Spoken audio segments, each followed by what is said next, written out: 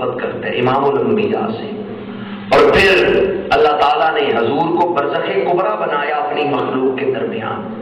جس پہ حضور کا رنگ چڑھ گیا ہے اللہ ان سب لوگوں سے بھی محبت فرماتا. شیخ عبدالحق محدث دہلوی رحمۃ اللہ علیہ نے مدارج النبوت میں لکھا ہے اللہ نے روز ازل امام الانبیاء سے فرمایا ذرا نبیوں کی طرف دیکھو. حضور نے انبیاء کی طرف نگاہ فرمائی اور حضور کے نور سے نبیوں کو فیض نصیب ہوا اور حضور کے نگاہ سے اولیاء کو فیض نصیب ہوا ہے. اللہ کا قرب جسے بھی مل رہا ہے امام الانبیاء کے وسیلے سے اور آپ کی نگاہ کے فیض سے مل رہا ہے. اللہ تعالیٰ رشتہ داری تو کسی سے نہیں رکھتا پر دلداری محبت رکھتا ہے. اب مجھے دل تھام کے بتائیں اللہ جن سے محبت کرے ہمیں بھی محبت کرنی چاہیے یا نہیں؟ بس یہی اہل سنت کی دعوت ہے.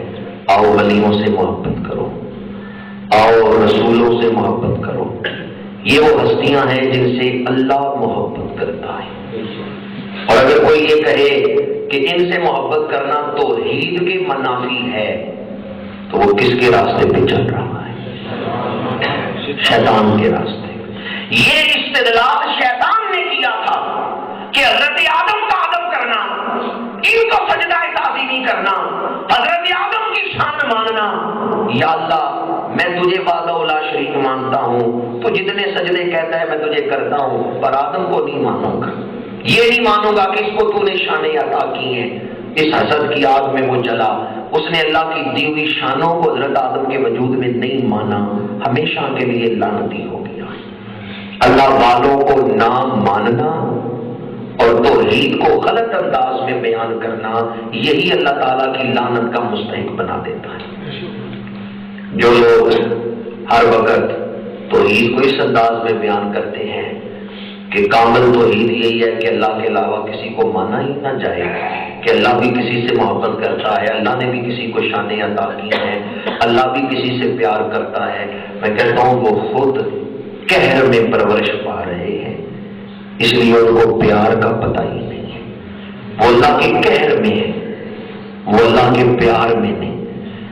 اگر وہ پیار میں پرورش پاتے یا اللہ کے پیاروں کے قریب بیٹھتے تو پھر انہیں پتا چلتا کہ اللہ کا پیار کیا ہے. وہ دور ہیں اور قہر میں ہیں, اس لیے وہ مطلق نفی ہی کر رہے. ایک پیدائشی نبینہ کے دنیا میں کسی کی نظر ہے ہی نہیں تو اس کا یہ کہنا درست ہے.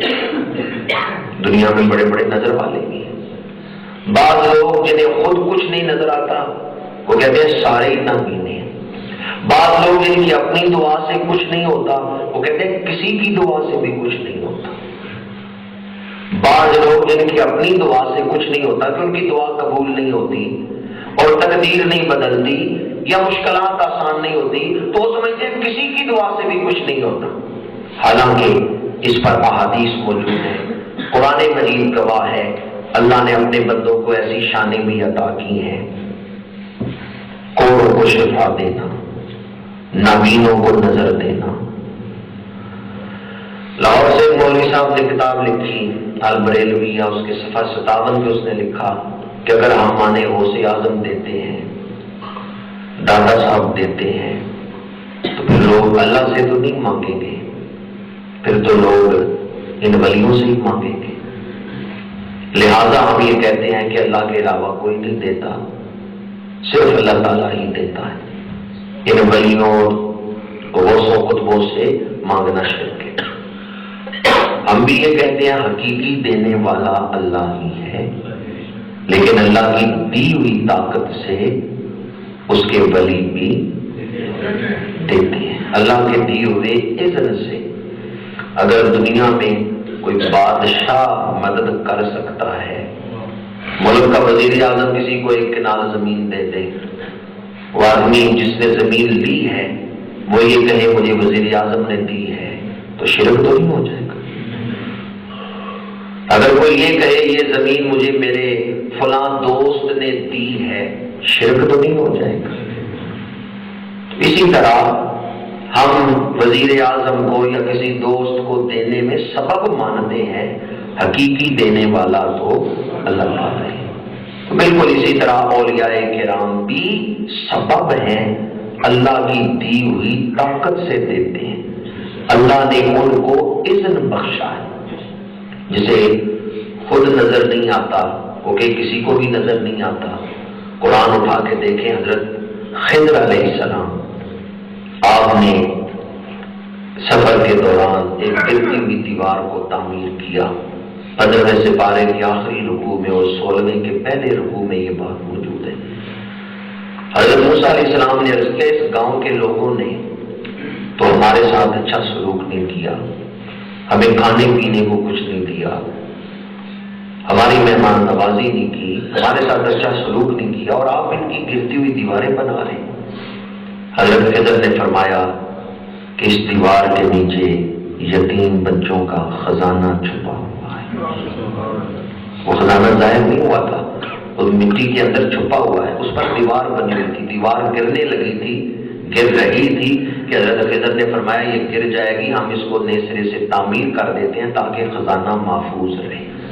وہ جن یتیم بچوں کے ہیں وہ بھی چھوٹے ہیں، وہ بڑے ہوں گے تو پھر اللہ تعالیٰ اپنی حکمت سے یہ خزانہ ان تک پہنچا دے گا۔ حضرت موسیٰ نے پوچھا کیوں دیوار بنا رہے ہیں، کیوں ان بچوں کے ساتھ یہ نیکی کر رہے ہیں؟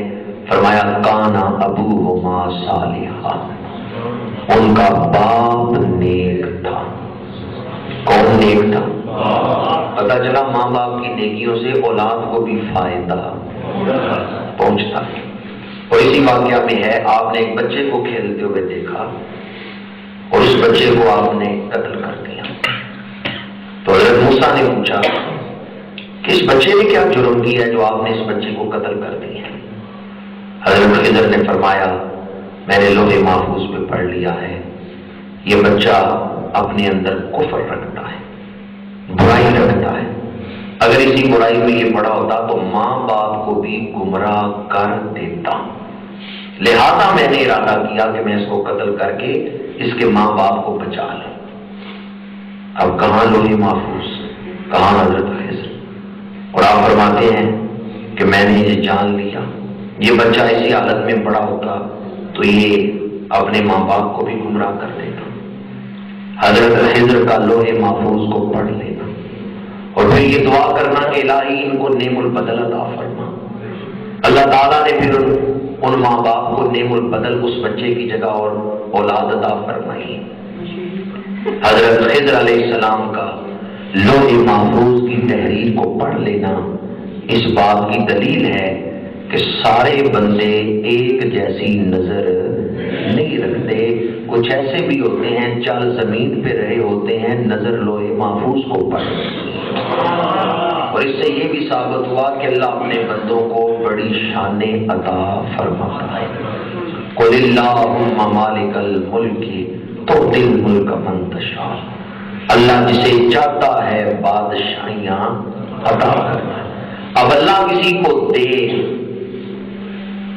اور کوئی دیکھنے والا نہ مانے تو گویا وہ اللہ تعالیٰ کی عطا کا انکار کر رہا ہے۔ ہم یہ مانتے ہیں اللہ نے رسولوں کو شانیں عطا کی، اللہ نے ولیوں کو شانیں عطا فرمائی، اور ان میں جو طاقت ہے، جو عظمت ہے، وہ اللہ تعالیٰ کی عطا کرتا ہے۔ اس لیے ہم انہیں اللہ کے برابر نہیں سمجھتے، ہم کہتے ہیں وہ جو کچھ دیتے ہیں اللہ کی مرضی سے ہی دیتے ہیں، ان کا ہر قدم اللہ کی منشا کے مطابق ہے۔ میں نے قرآن مجید کی مثالیں آپ کے سامنے دی، ورنہ حدیث مبارکہ میں اس پر سینکڑوں دلائل موجود ہیں۔ بڑی مشہور حدیث مبارکہ ہے، حضور نے ارشاد فرمایا، حدیث قدسی ہے، حضور فرماتے ہیں میرے رب کا یہ فرمان ہے کہ میرا بندہ نوافل کے ذریعے میرے اتنا قریب ہو جاتا ہے